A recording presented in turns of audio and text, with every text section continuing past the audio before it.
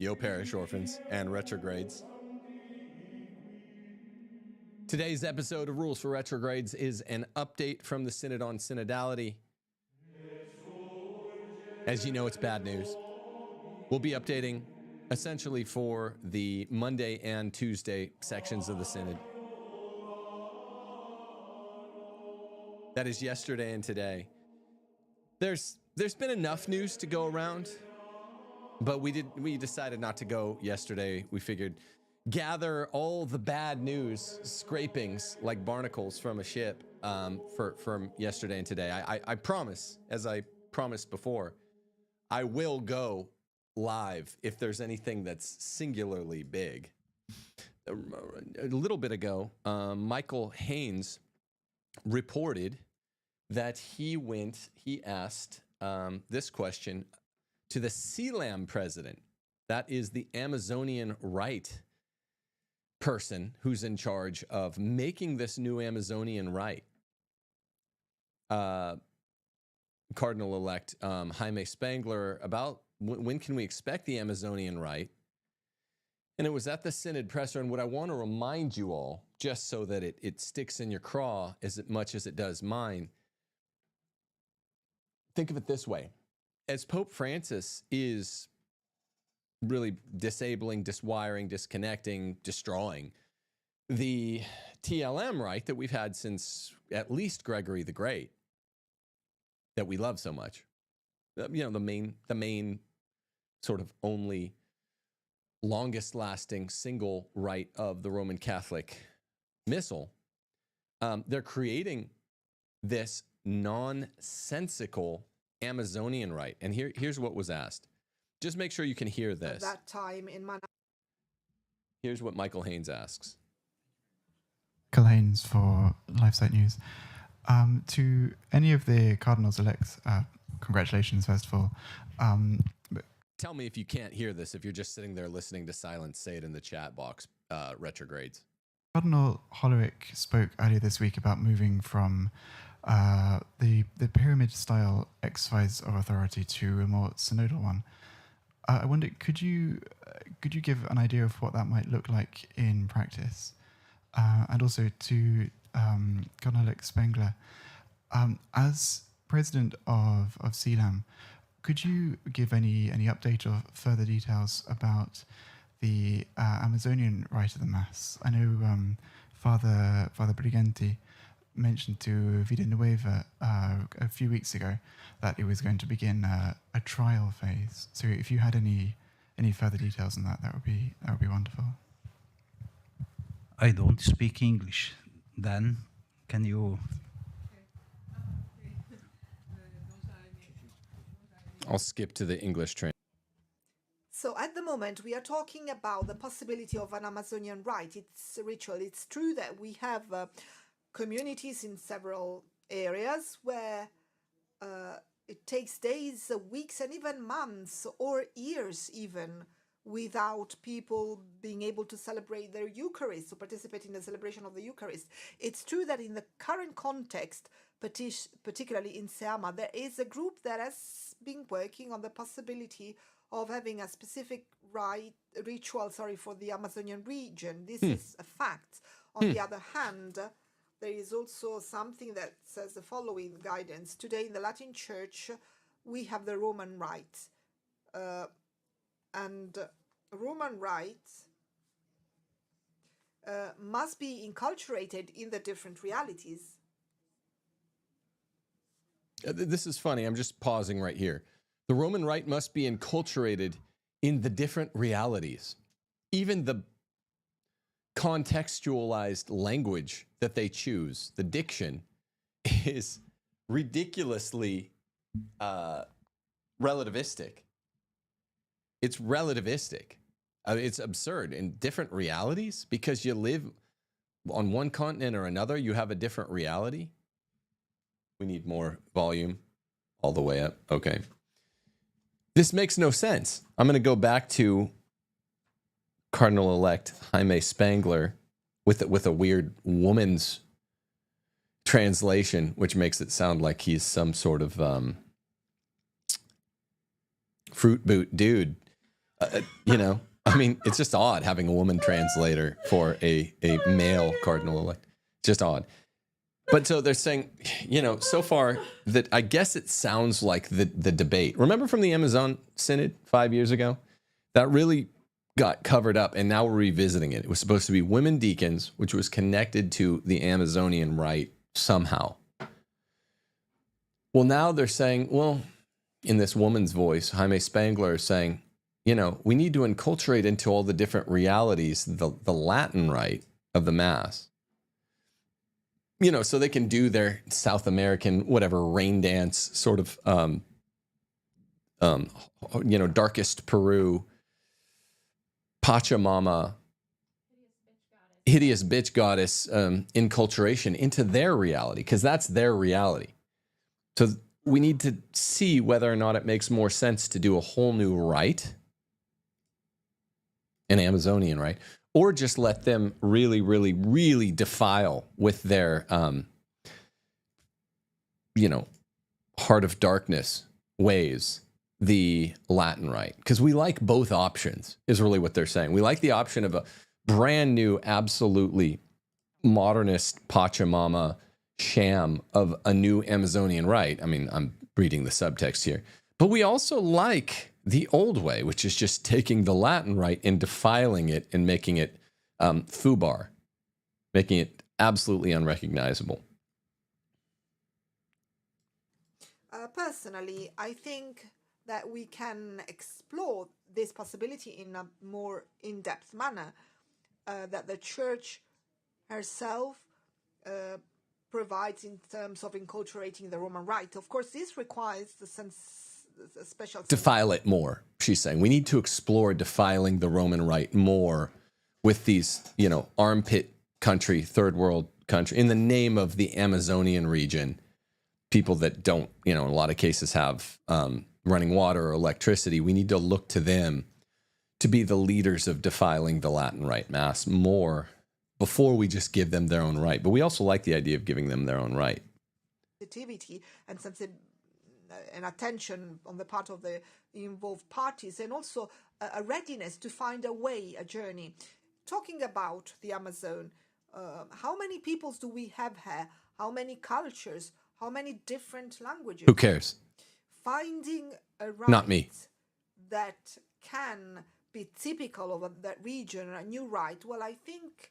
Wait a minute, baby, sweetheart, sweet roll. Whatever, I'm addressing Jaime Spangler, who's a man cardinal, but whoever the sweet-lipped translator is, we have something that's a common culture, missiological culture, ecclesiological culture. We have a common missal. Say that again. That can be typical of that region, a new rite. Well, I think... We have a rite that's typical of the entire world. Baby lady. What's that called? That's called the Tridentine Latin Mass. Guess what? The whole point of it, the TLM, was that it's typical of all the regions in the world. And you know what? Remember that old question, oh, do we speak a dead language? Why do we teach Latin? Ecclesiastical Latin, which I came up here to the studio to do the show after teaching my children ecclesiastical Latin. I don't teach them classical Latin. I teach them ecclesiastical. The language of the church. There is one people spread throughout all the world who speak ecclesiastical Latin anymore. The church. There's no geographical region to which it pertains, but rather one people. The one Holy Catholic Apostolic Church. The four marks of the church guarantee, my friend, that there is one typical rite for all of the regions of the world, and that's the TLM that you're cutting up and sawing to bits and gluing parts of modernism onto, grafting off of it what you like, and only keeping the things that are amenable to what you think are amenable to modernism, getting rid of all the stuff that really binds Catholics together globally. One Catholic, holy, one Holy Catholic Apostolic Church. Those are the 4 marks of the church.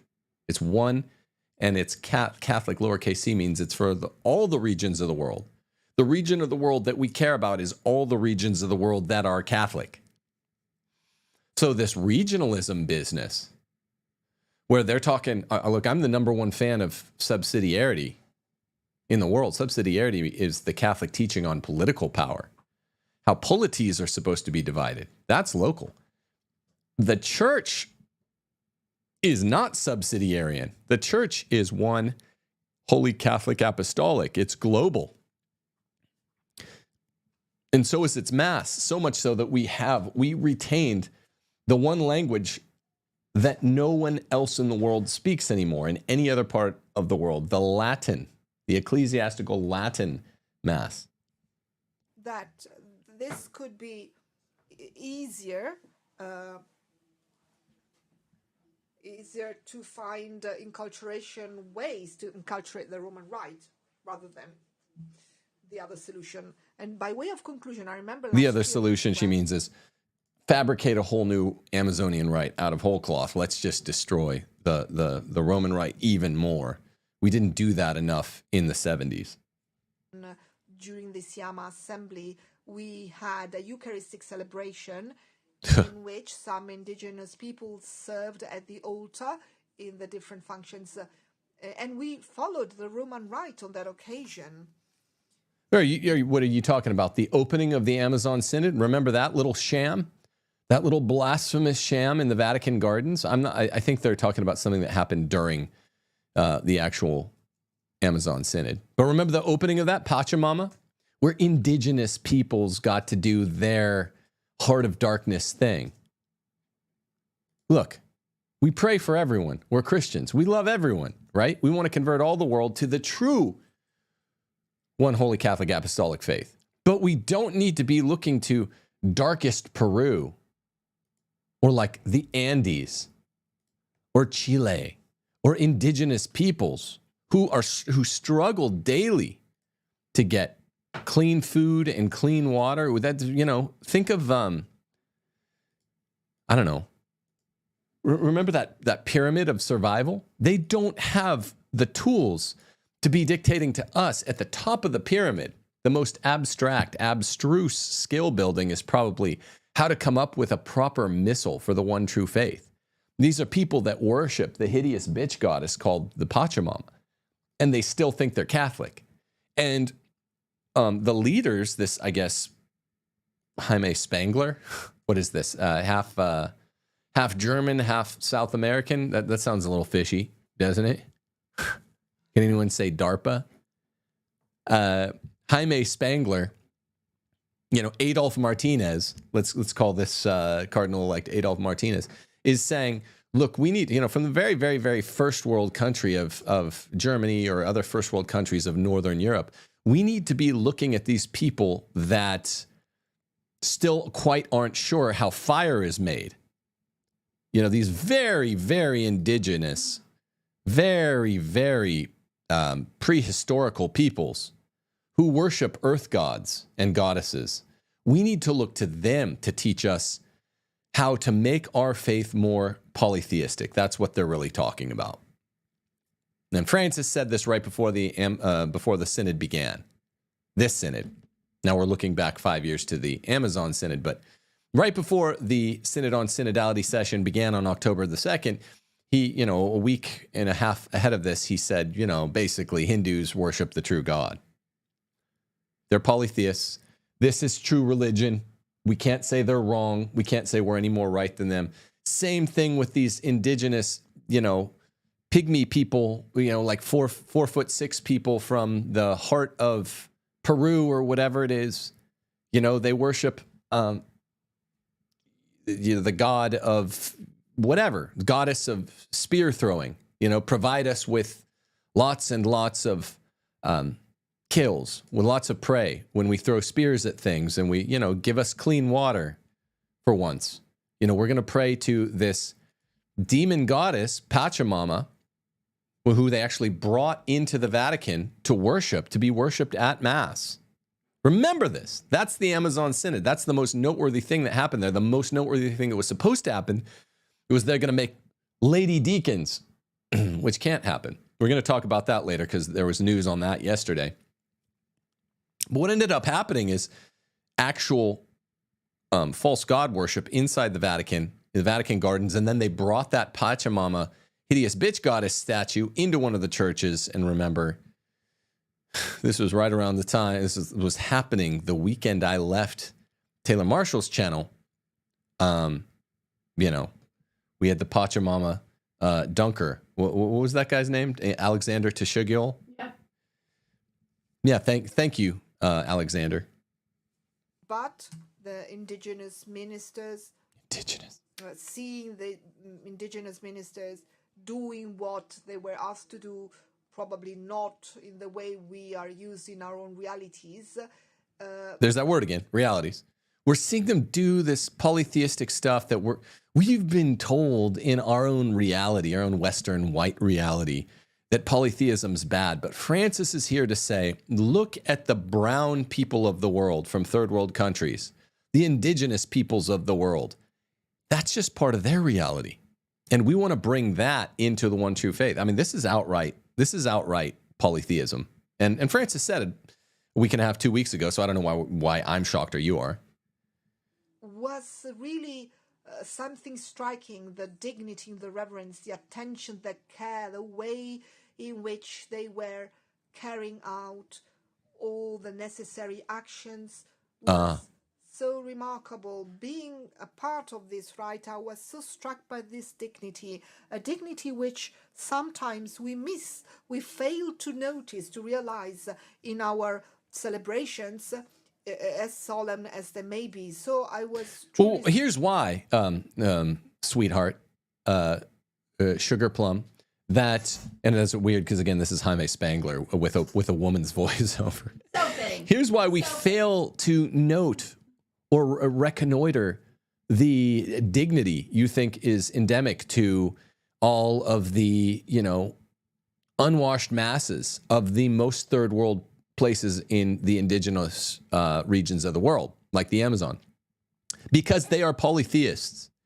Even the ones who think they're Catholic, they're polytheistic. They worship, Pachamama. Remember back when Catholic Answers was still lying about that in late 2019, saying, no, this is the Virgin Mary. And Pope Francis was like, no. I mean, how many times has this happened? Catholic Answers says that was something very, very, very orthodox. And shame on all of these people over here for saying it was heterodox. And then Francis was literally like the next day, no, it was heterodox. We were worshiping a false god. That was Pachamama of the Andes region. But you're wrong, Catholic Answers. Stop telling people that I'm being orthodox. I'm Pope Francis, and I'm here to bring in false gods to be worshipped inside the sanctuary. Remember that? See, a lot of you guys don't even remember. I mean, a lot of parish orphans and retrogrades you do. But a lot of the young crowd don't even know that this shit went down. I forget it half the time. But this was Amazon Synod, and it wasn't just at the opening ceremony, akin, but worse, to the opening ceremony of the Olympics this past summer. They brought that hideous bitch goddess, false god, demon god, Pachamama, into the church where Teshugul took it from. I never hear the younger crowd who defends Francis talking about that. Was Teshugul wrong? Pope Francis himself, the Vatican came out and clarified, this is a false god brought into the sanctuary for worship. They worshipped in Vatican gardens, and they put it up on the altar in a church. Yeah, it's hard. If you're chewing your food, you do a spit take if you don't know, or you think I'm just making it up. Well, where's the dignity? We often forget that these people worship with dignity. No, we don't forget it. It's not true. They are false god worshipers. That's why they want an Amazon rite. And all Spangler, Cardinal-elect Spangler is saying here, one of the new 21 cardinals who will become cardinal on, I think, December the 8th, announced by Francis on Sunday. They're like, where can we do more damage? Make up this whole new Amazon rite, which will probably be like, call it the Pachamama rite, because they're going to have all this indigenous shit in it. Or let's just do what we've been doing since 1970, since the Missal of Paul VI. Just take the Roman rite and just destroy it, defile it even further. I know I'm repeating myself. At but that time in Manaus, by that celebration in which the indigenous people were participating. The word from the Cardinal Olorish about the triangle and the synodal way, but I agree with that idea of the leaving from the triangle and going to the synodal way to decide. But I'm talking about, we need a consensus and the common understanding. Now, this is another guy. This is a Chinese-looking guy. I don't know, maybe he's South American. He looks more Chinese to me. He's talking about what synodality is itself, because we still don't know WTF it is, right? We really don't know. It's, a synod is an old thing. It just means a non-ecumenical meeting of bishops. But then Pope Francis and his Sankt Gallen crew just were like, they turned it into the root word smurf on that old show Smurfs, where it means anything. They're like, oh, this guy was synoding this other dude. We caught him at the synod. It got really synodality-ish. And the synodality of the synod lovers was outright synody, man. You're like, Smurfy. Smurfy. What are you talking about? So he's kind of like, they're talking, when they say synodality, it has something to do with models of discretionary apostolic authority within the church. They're talking about, in some sense, inverting the pyramidal structure of the church. Now, they don't want to do it too much because, remember, Pope Francis talks about inverting the pyramidal power structures of the church more than anybody. He sounds more like a give the power to the people leftist, but he's also exercised more of a tyrannical Petrine chair than any pope since the council. And he rules Vatican City with a fear. There was reports of like wiretapping and I mean, so it's quite the Orwellian moment when Francis and the Francisites start talking about synodality, which is almost nonstop. But so this Chinese guy, I forget his name, Chinese looking man, is talking about synodality because no one knows what the hell it is. The meaning of the synodality, and we have to have the foundation. Otherwise, the synodal way of the decision making can be the consensus making. Consensus making can be manipulated by somebody. So if it is we know. Manufacturing consensus is literally the way that this color revolution inside the church over the last almost 12 years has worked, beginning with the Family Synod of 2014 and the Family Synod of 2015. They failed to build a real consensus around communion for divorced and civilly remarried. Thank you very much, African bishops. They really stood in the way of the Francisites being able to proclaim that they had effectively manufactured a consensus. No one announces that because it sounds bad. But they stood in the way of there being a consensus. The African bishops saved the church in 2014, 2015, or at least prolonged the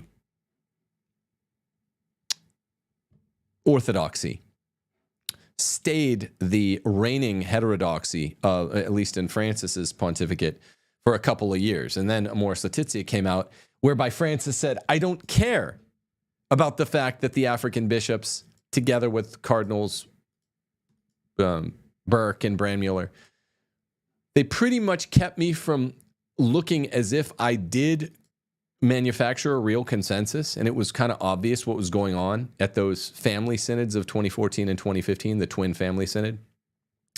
Everyone knew it was just the Germans and the Belgians and the Northern French and the Swiss trying to do what they did at Vatican II, which is to make it appear that they had constructed a consensus around communion for divorced and civil remarried. And Francis just said, well, I'm going to publish Amoris Laetitia anyway, even though the mask got ripped off and it became utterly clear that we were not able to render popular the notion of communion for adulterers. Even though it is a common discernment by the community, but somebody finally has to make a decision. So I believe that even when we're talking about it is not that everything has to be decided by this common discernment, but the common discernment can give you the direction where to go, and then somebody like pastor or the bishop has to make the final decision. Thank you.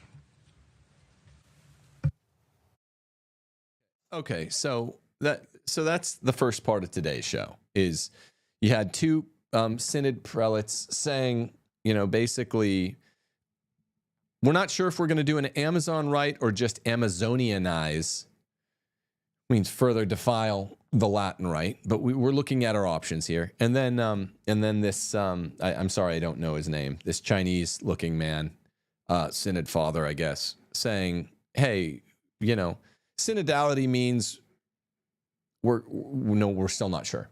but the structure of authority in the Catholic Church will be subverted, but not that much. We want the consensus, which Francis has never been able to adequately or convincingly manufacture.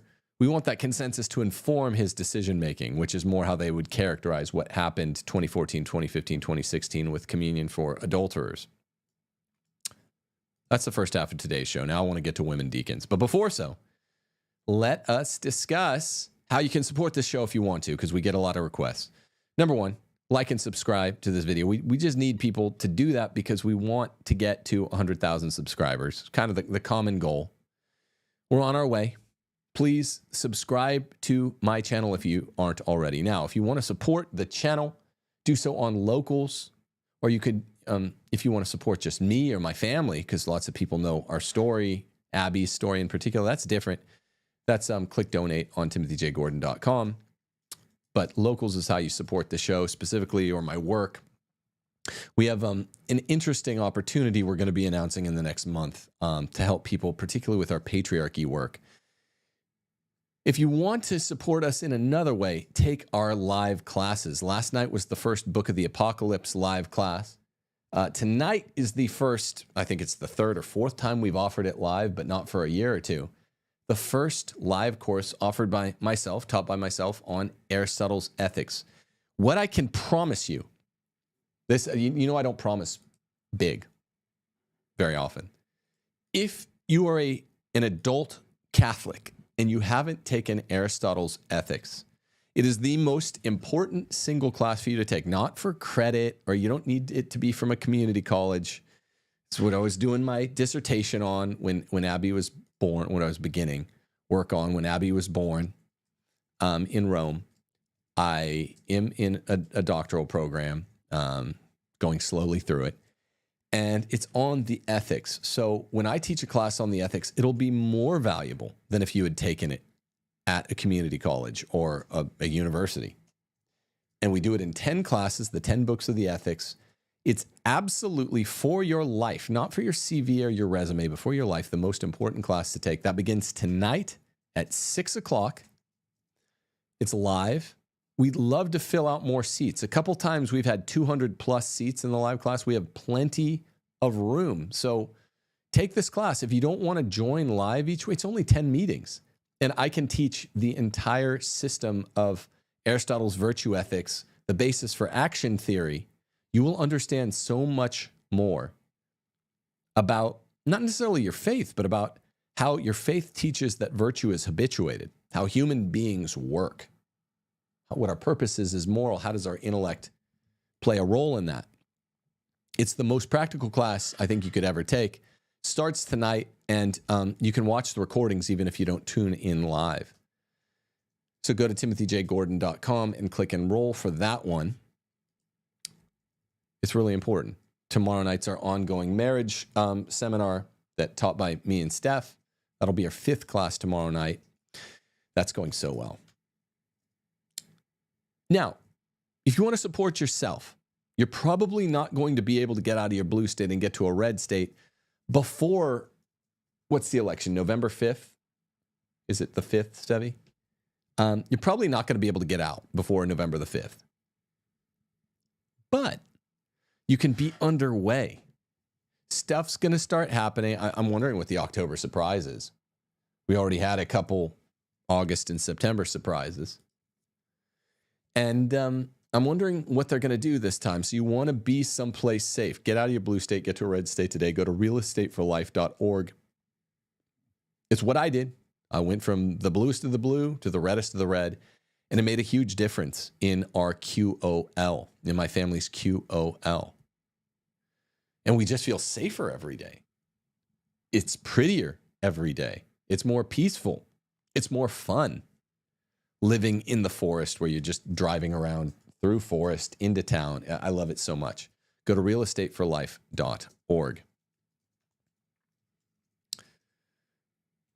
Okay, let's go to this lady, Sister Mary Barron, one of the talking about women deacons. Remember, I said, okay, they're not going to do ordained women deacons.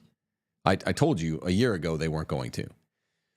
But she's still talking, well, maybe that's a possibility. I told you they're going to do non-ordained deaconettes that are identical to deacons in every way aside from ordination. Maybe for 100 years, and then in 100, or maybe 60 years. And then in I don't know, or maybe in 20 years, then they'll just ordain them. But they've been surprised at the pushback they've gotten from particularly American Catholics. So they're not going to ordain deacons. That's not news. I called that a long time ago. But this lady, Sister Mary Barron, leader of the UISG Superiors here at the Synod, says about women deacons that, quote, we tend to look at it from the question of, can women be ordained in the church today? And I think we have to look at the question very much from the spirit. I don't know what that means. Well, I can't look at it from a spirit. Smurfy. Is the Smurf? Yeah, they also say spirit. I mean, Karens have been doing this for a long time since Vatican II, saying the spirit. I don't even know what the spirit is. Is the spirit calling women? Because some women do. Where is that? Let me just let her speak for herself, okay? It's very cringe, but she's gonna watch what she's gonna do. This is what you're looking for. She's gonna oppose the clear no, the clear negative answer by theology and canon law to can women be deacons? And she's going to say, but we have to, maybe theology says no, but the Spirit seems to be telling some women yes. So what she's doing is she's juxtaposing, actually dichotomizing more than juxtaposing. It's a harder opposition when you actually have a dichotomy. Theology and the Spirit. She's saying our theology is actually wrong, and the Spirit, I guess, of God is saying the exact opposite thing from theology. Theology, when we talk about the one true faith, what's been taught and vouchsafed magisterially is considered the teaching of God or tantamount to it. So see what she's doing here.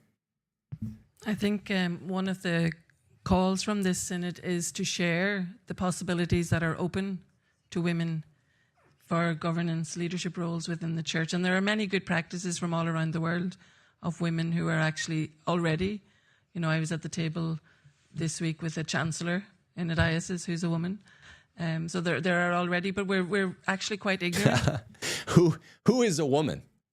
I like how she just adds that in. That wasn't that funny. She's like, I was at the table with a lovely person who had a roast beef for dinner, who was a woman. And her womanness told me that her willingness to eat roast beef indicated something spiritual from the Spirit. So women should be deacons. Who was a woman? It's just funny. Listen to it again. In the diocese, who's a woman. Who's a woman? So there are already, but we're actually quite ignorant of what is possible at the moment. Yes, you are. And that was you are. Thank you for saying that. You're very ignorant. No, she means we. She means theology is quite ignorant. The God of surprises Remember how Francis coined that little beauty? Whenever he wants to do something subversive and revolutionary and polytheistic and anti-Catholic, he just says, whoops, the god of surprises strikes again. And you know how he does that? He says, that's the Spirit. The Spirit is the god of surprises in I'm not trying to be blasphemous. This is out of their mouths and out of their perverted minds. In some Mephistophelian mode. It's like the Mephistophelian spirit. And this is what it probably literally is. It's the spirit of the devil. That's why they always just say the Spirit. But they're insinuating it's the Spirit of God, the God of surprises. Well, maybe it's the devil of surprises.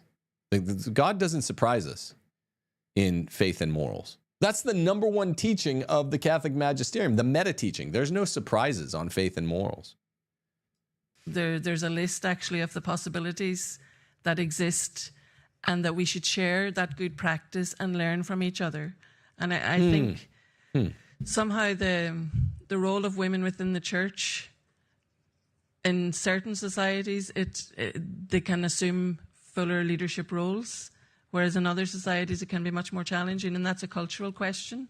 You know, within the church in certain countries, it would not be as easy to be a chancellor in a diocese as it is in other countries. So I think there are possibilities there, but we as Catholics are very ignorant of the possibilities that are there. I do think within this synod also, though, there is... Again, what she means to say is you as Catholics, because you're following Orthodox Catholic theology and ecclesiology and, sacramental theology and the disciplines of the church that can't change, you are ignorant if you say that there's a no here. The way all the popes and all of the church has always said to women deacons being ordained. She's saying you're ignorant. She says we, but this is the reverse royal we? Or is that just the royal we? I forget. I mean, she means you. Anyone who believes that the church has spoken clearly or that the church can speak clearly on such matters is ignorant. Cue up the God of surprises. To explore more possibilities. What are the other options that are available, even if at the moment we may not be looking at ordained ministry? I think, what I would say about that is we tend to look at it from the question of can women or can they not be ordained in the church today? And I think we have to look at the question very much from the Spirit. Is the Spirit calling women? Because some women do sense a call to priesthood or diaconate. You just saying some butch dames out there say they want to be priests. That doesn't mean the Spirit of God is calling them, as in the sense of a legitimate vocation. A lot of men claim that they're called to the priesthood, and they discern out, or they are forcefully discerned out. The seminary says, no, what you heard, that was ringing in your ears, a little bit of tinnitus, a little bit of self-delusion, a little bit of maybe fleeing from SSA. Well, as if anyone gets kicked out of seminaries from fleeing from SSA. No, that's one of the things they keep them in there for. But you know what I'm saying? Men discern out, and they're men. They have the number one qualification of being a deacon or a priest, maleness. And they are told, no, you might have thought you were called to it, but we're telling you that was wrong. That was just ringing in your ears. This lady with a hair, she looks a little bit like Mrs. Doubtfire. Or she's aspiring to look as good as Mrs. Doubtfire. Let's say that. She it sounds a little bit like her. Irish Mrs. Doubtfire is saying that anytime if there's one woman in the world, in this hypothetical, who claims that she's called to ordained ministry, there's no way she's wrong. That's really what she's saying. And anybody who sides on the side of Orthodox Catholic theology, which says what I just said, that she's wrong, de facto, that those people are ignorant, and that this woman, believe all women, that's what she's saying. And is the mission needs, I think we have to look at broader than just can or can we not from a theological or a canonical point of view, but in terms of the Spirit calling to ministry today and in terms of the needs of mission today, are those calls there, and can we continue the discussion? I think that's what we would be asking at this point in time. Can we continue the discussion in relation to that also? So they're asking this is how Francis hasn't been very good at doing it, manufacturing consent. He's tried at these synods. He tried to get everyone to worship Pachamama, only got some of the dumbass lefties to go along with it in 2019. 2014, 2015, he tried to get everyone to say, yeah, adulterers can receive communion while they're still doing their concubine. But really only the lefties went along with it. They're trying to manufacture consent, as they have been from Amazon Synod, around women deacons, and no one's really going for it. She's just nicely wagging her finger at you, this Irish Mrs. Doubtfire, Sister Maddie Baden. It's a horrible Irish accent, sorry. Just Irish Mrs. Doubtfire. What? That was better than what they actually sound. It's a heinous accent. Good. It's odd when people say they like that accent. But Irish Mrs. Doubtfire, Sister Mary Barron, is saying, what's she saying? We tend to look at it from the question of, can women be ordained according to theology? Well, theology is ignorant. Believe all women. These women, there are these other 24 women. They look like me. They have like a flat top or Mrs. Doubtfire looking hair, and they're very butch. Yeah, they're smurfy. They're synody. They're spirity. They say all this stuff, and well, we just disproved. How do you like that? We just disproved all of Catholic theology. How's that, lady? Because we claim to feel a calling from the Spirit to being girl priests. So, fie on you. That's what she's saying. They're saying. So now, don't you feel ridiculous? Don't you feel stupid? I just proved my case. No, I don't feel stupid. You should feel stupid. You look stupid with that haircut. What? You should feel stupid because claiming to have a vocation does not a vocation make. Mrs. D. Mrs. B. That's not, ask any vocations director. Like, no, we're weeding this guy out, this guy out, this guy out. Now, in most seminaries around the United States and around the West, they're weeding out the holiest guys. They're picking them out. This guy kneels for communion. Remember when I had the seminarian on from Mobile who got kicked out of a seminary for kneeling for communion and taking communion on the mouth. I have another close friend who got kicked out of a seminary because they said, you're following, Jesus? You're following Jesus too much. I forget what the particulars were. You're following Jesus too much and you're not following the Spirit enough. Remember, when we say Catholic theology, we just mean the refined teachings of Jesus. Jesus' teachings that have been guided through Scripture and tradition by the Holy Spirit. Now, this other spirit they're talking about, that Irish Mrs. Doubtfire is talking about here, darkling, evil spirit. And she's saying, yeah, we really want a bunch of ladies who look like me, ladies, in the priesthood and the diaconate because they're claiming they feel called, man. And who are you to deny them? Well, vocations directors deny men all the time. And those are men. Rather have any man in the priesthood or the diaconate than any woman. The worst man versus the best woman. So that's what's gone on yesterday and today. And what you'll notice is, even though I told you, September 30th of last year, I was like, I just got pinged from the Spirit. I know what they're going to do. They're going to say, no sacramental women ordained deacons. No way, Jose. But what we're going to do is we're going to have deaconettes who are identical to what we wanted women deacons to do. They literally won't have the hands laid on them by the bishop for now. And that's, I think, what they're going to do. So that won't prove wrong. I'm very confident. I'm very, very confident. I mean, you're never 100%. No, what's 100% in this life? Huh? I'm not 100%, but I'm very confident they're going to do that. Now, the one margin of error, the one ground for any margin of error, is they might just pull a synod on the family and outright just hard left turn and veer into, no, we're just going to ordain women. And then that would be another sort of doctrinal, dogmatic, irreformable doctrinal problem for the church. Same as what Francis created at the synods on the family. They might do that. That would surprise me, though. If they, and I've said this for a while, if they do hard ordained lady deacons, I will be surprised, but it's not impossible.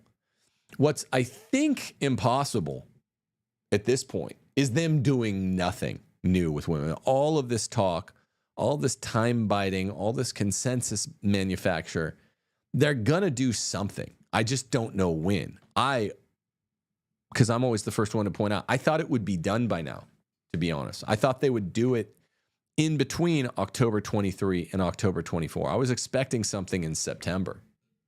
The way they did between October 22 and October 23, then they had all these hard answers that Tucho Fernandez, prefect of the Holy Office, Tucho Fernandez, came out and gave via response to dubii. That was around the 30th of September, and we were expecting the synod to begin in 3-4 days. Remember that? That little gem? And then that's when I was like, oh, I get where they're going. I don't know. What do you guys think about the? I don't do this because I don't play the YouTube like a fiddle.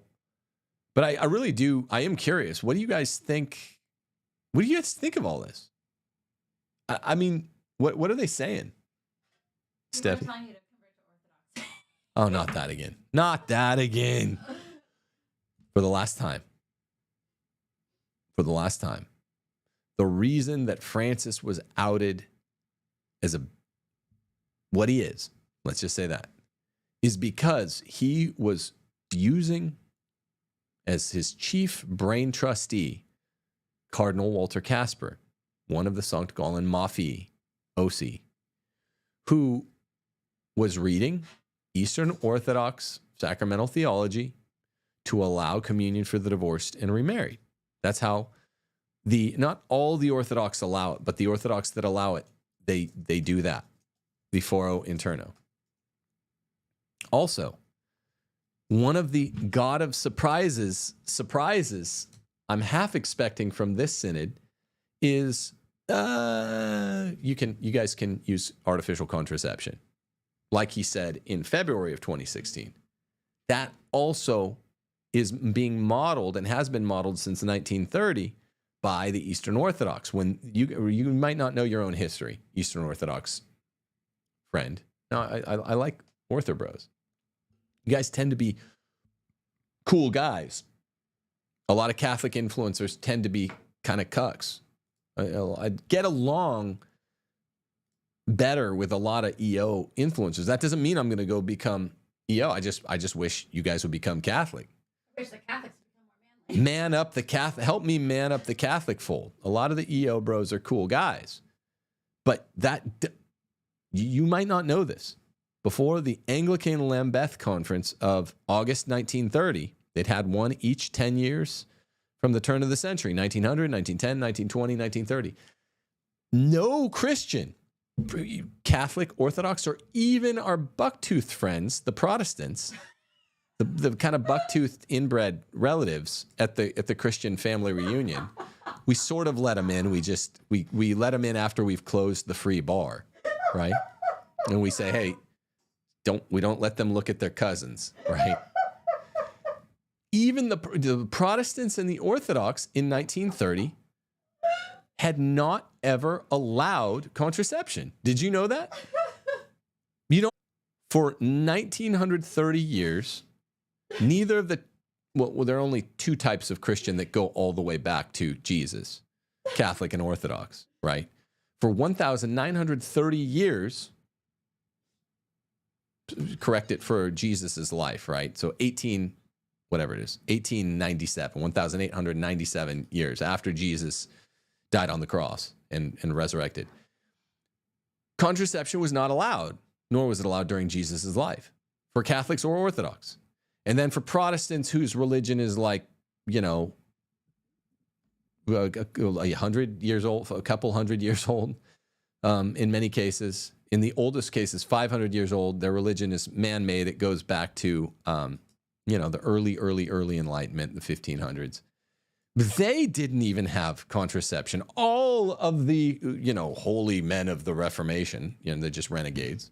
Martin Luther, Calvin, Zwingli, Melanchthon, all of these guys condemned contraception.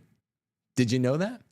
And so for their whole lengthy Protestant history of like 400 years, 500 years, they rejected artificial contraception until 1930. Same thing with Eastern Orthodox. They'd rejected it. Your guy's moral theology is whack, which is fruit of the tree, right? Look, I think Orthodox liturgies are cool. I don't think they're cooler than the TLM. Sorry. But I know you guys have cool looking priests and it's, you know, Miyagi complex, kind of look to the East because the West is so bankrupt. I know that's what's going on with you guys. I'm not talking about far, you know, Orthodox in the East, but if you're an American and an EO bro, you just have something I call Miyagi complex. Now, really full stop Miyagi complex, as I define it in my second book, is, you know, Daniel-san. All these pale-faced old people just complain about their backs and their prostates, and they wish their bank accounts were larger, and they have no wisdom or holiness to confer upon younger generations. I get it. I live here too. The West sucks. Are there wise elders? No. Then you look at like Li Mubai, who dies nobly in Crouching Tiger, Hidden Dragon, or like Mr. Miyagi. And they're like, the Asian people like look cool when they're old and they still know how to use a sword. And they're really good at math. And they, you know, can still like whip Johnny's ass and all his friends, you know, in Karate Kid 1, remember? By the gate. So what happens with Miyagi complex is white kids, and they usually do it with like Buddhism or they say karma and they're looking at Hinduism. That's the especially like gay form when you're looking to Eastern polytheisms, Miyagi complex. But intra-Christendom Miyagi complex is when like white kids from the burbs of Chicago or Cleveland are like, all the old people in America or England or whatever are just materialistic and sad or angry. They're all grouchy. They don't look as cool as like Asian old people. Asians just age well. They don't have like a sword. They don't wield the green destiny. And but I don't want to leave aside Christianity. So what I'm going to do, I'm going to look to the Orient. I'm going to look to the East because I think Western civilization is effed, because it basically is. But I don't want to leave Christianity because they're not morons, right? And this is the Ortho Bros. I'm not saying you guys are morons. I'm not saying you guys are Protestant. I'm saying you did a Protestant kind of thing by looking to Oriental Christianity and saying, oh, I need to peace out. And you also destroyed patriarchy because Christianity is a pyramidal hierarchy. And pyramids have a single top. I know we're weak on the papal question because Francis is a complete embarrassment. I get it. But I'm talking about the office. We've had bad popes before, baby. You guys just can't answer. Yeah, and Francis is trying to make us more like you on contraception and divorce. But he's been unable to really pull it off. We're going to have to wait and see what ends up happening after he dies with the theology he tried to reify. But he hasn't been able to do it. Vatican II wasn't able to do it. And all those guys, the Ronerites, really wanted to do it then. So you see, when you make fun of us for Francis, I'll doff my cap and I'll say, If I weren't Catholic, I would be making a lot more voluble fun of Francis and Francis's defenders than I am as a Catholic. I'll see that. But you're already there. Francis is just trying to make us more like you, and he's kind of failing. He's had many successes, but in 12 years, he hasn't been able to do what Cardinal Theodore McCarrick promised Francis would be able to do in 5. He said, give him 5 years. That's all he needs. The church, the ground is soft. The time is ripe, to use a Hegelian expression. And he hasn't been able to do it because Catholicism's the one true faith, even though he is so fruity, even though the new Mass is so fruity. So I get it, and I drink a beer with you, but I shall not be coming Orthodox. Danielson, I'm going to call you Danielson. Come back to Rome. We need you. We need manly laymen. And the Orthobros tend to be that. I'm not trying to. And there are a lot of manly Protestants too. You guys are just, we have to only let you into the family reunion after we've closed the free bar, and we kind of have to guard, for your own sake. We have to say, okay, don't put up the blinders. Don't look at your cousins. There's a family reunion here. This isn't Tinder, guys. I'm just funning with the Protestants. You guys are funny. Any other questions? Sister Mary Barron. You guys like her haircut? No. Irish Mrs. Doubtfire. I do not. I do not like it. Never. I mean, I don't know what the Pope splainers are saying these days, but it's pretty bad. I don't know how anyone tries to defend this. It's nonsensical. Aristotle class, first class tonight. Register today. You have 4.5 hours. 4.5 hours until that Aristotle's ethics course starts tonight. And it's going to be a good one. It's going to be a banger. It's going to be metal, like Michael Scott says. God bless you guys. Well, I'll come to you live tomorrow. If anything big happens on the Synod, I'll come to you. They're controlling the info out. But if anything really, really revolutionary happens, I'll come to you 2 days in a row, 3 days in a row, 4 days in a row. They're doing it different. They're procedurally quite savvy, which is how they're so on the verge of waging this revolution. God bless you guys. Deus Vult.